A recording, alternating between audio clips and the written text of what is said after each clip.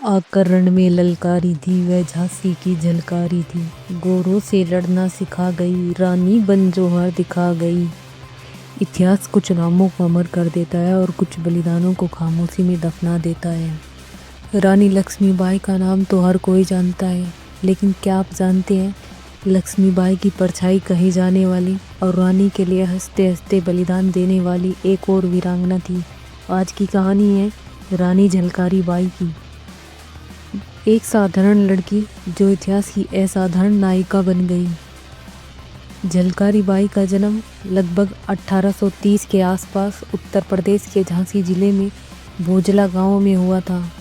वो किसी राजघराने में पैदा नहीं हुई थी, लेकिन देश सेवा की भावना उनके रग रग में दौड़ती थी। बचपन से ही झलकारी कठिन परिस्थितियों में पली बड़ी। जैसे जैसे झलकारी बड़ी हुई, उनका विवाह पूरन कोली नामक एक वीर सैनिक से हुआ, जो कि झांसी की सेना में थे। पूरन कोली के साथ रहकर झलकारी बाई ने सेना का अनुशासन, तलवारबाजी, घुड़सवारी और युद्ध कौशल सीखा। उनकी बहादुरी देखकर रानी लक्ष्मीबाई स्वयं उनसे प्रभावित हुई और धीरे धीरे झलकारी बाई झांसी की महिला सेना की सेनापति बन गई। इतिहास का सबसे रोचक मोड़ वहीं से शुरू होता है।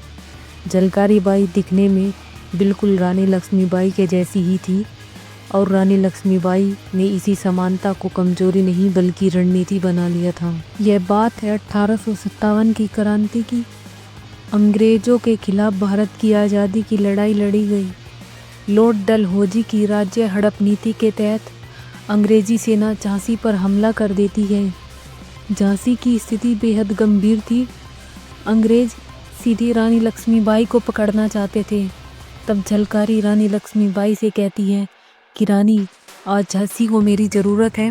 हालांकि अंग्रेजी सेना रानी लक्ष्मीबाई को नहीं पहचानती थी और इसी बात का फ़ायदा झलकारी बाई ने उठाया।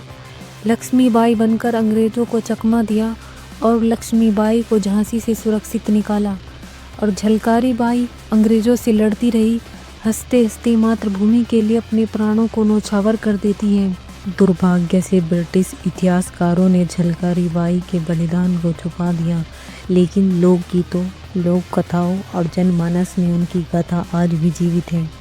झलकारी बाई हमें सिखाती है कि वीरता किसी ताज की मोहताज नहीं होती और बलिदान किसी पहचान का इंतज़ार नहीं करता। अगर आपको यह कहानी प्रेरणादायक लगी हो तो वीडियो को लाइक, शेयर और चैनल को सब्सक्राइब करें, क्योंकि इतिहास तभी जिंदा रहता है जब हम उसे याद रखते हैं।